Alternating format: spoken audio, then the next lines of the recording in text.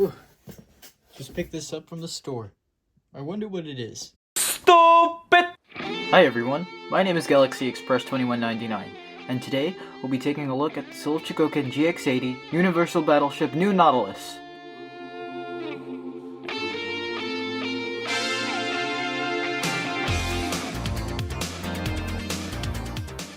The Nautilus is part of a line of models and figures called the Chogokin, high-quality models depicting mainly mecha and whatnot from franchises from the 70s and onwards. There are some cases where they'll add a spaceship to the line, such as the space pirate battleship Arcadia, the Yamato, and now the universal battleship 𝑁-Nautilus. On to the model. The 𝑁-Nautilus comes from the anime Nadia, The Secret of the Blue Water, created by Hideaki Anno, who also happens to be the creator of Neon Genesis Evangelion, which was created a few years after Nadia. The Nautilus has only 3 or more existing models that I have found online, and having one on my shelf is such an honor. Like the rest of the Chogokin ships, it has lights and sound effects, more on that later. The Nautilus is partially made of different plastics and metal, and the painting and sculpting are on point, except for some minor nubs I noticed here and there. I'll explain later. The Nautilus is around 17 inches long, 3 to 4 inches wide with the wings closed, and around 13 inches wide with the wings deployed. The wings cannot deploy independently. I suggest you pull on one of the main wings or wider wings at the stern.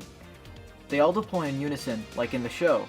The model stays true to the show, and is an excellent representation of the 𝑁-Nautilus.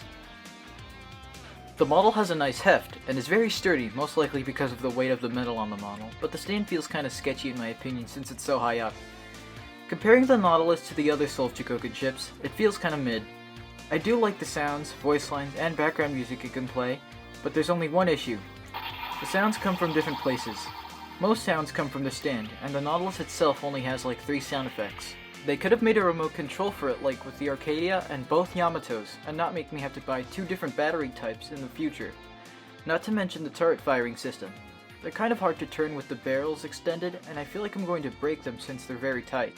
I like playing with my toys as well, so that might get in the way. I guess just exercise caution while playing with them, I guess. Speaking of the stand, I must admit that it does look nice, and the blue water does have some nice detailing you can see when it's on. There are also 2 alternate nameplates for the stand, one in Japanese that I can't read, and one that says GX-80, Universal Battleship 𝑁-Nautilus. Oh, and here's another cool gimmick. You're given this orange-yellowish piece to pry open the hangar where some of these weird transport vehicles are stored and launched. I only remember seeing them once or twice during the show, but they look oddly like Isakazes from Space Battleship Yamato.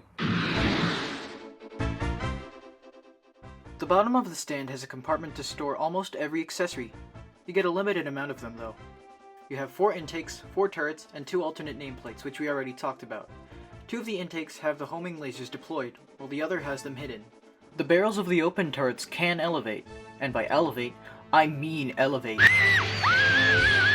Both sets of intakes don't fit too well, and it bothers me a bit, but they look fine otherwise.